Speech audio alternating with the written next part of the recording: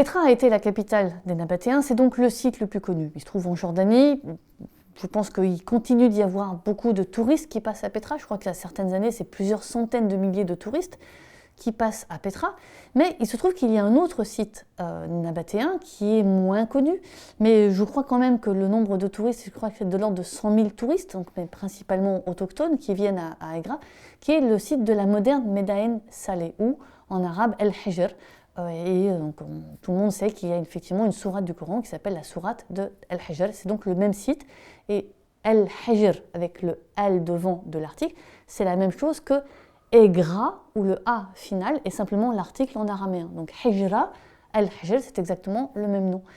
Sachant que le site est plus connu sous le nom de Médaine Saleh. Alors, Médaine Saleh Egra, qu'est-ce que c'est? C'est une ville nabatéenne qui est fondée vraisemblablement à la fin du 1er siècle avant Jésus-Christ.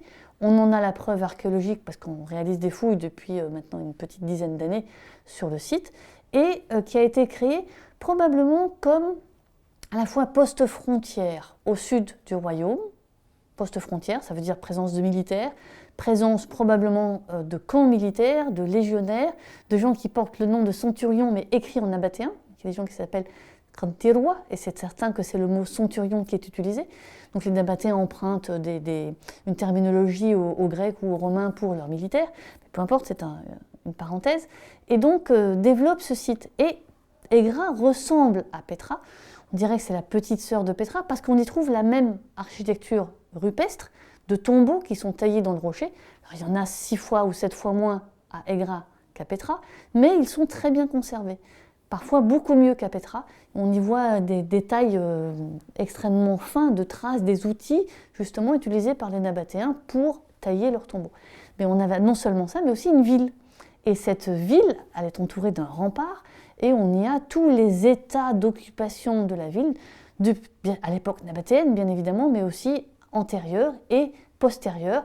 Et quand je dis postérieure, c'est jusqu'à cette époque de formation justement et de présence de ces principautés arabes qui commencent à utiliser l'écriture nabatéenne en la faisant évoluer vers l'arabe, dont on retrouve des exemples d'ailleurs à Egra, Médaine Saleh.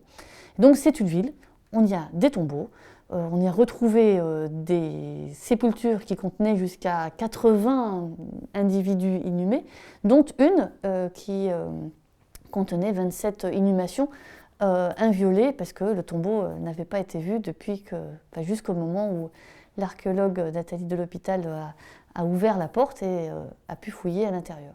Donc c'est vraiment une ville comme on peut imaginer, c'est-à-dire un élément qui rassemble diverses fonctions. Parce que la définition d'une ville, c'est que c'est une entité dans laquelle toutes les fonctions économiques, administratives, politiques, religieuses, domestiques, hydrauliques sont rassemblées. C'était une oasis, bien évidemment.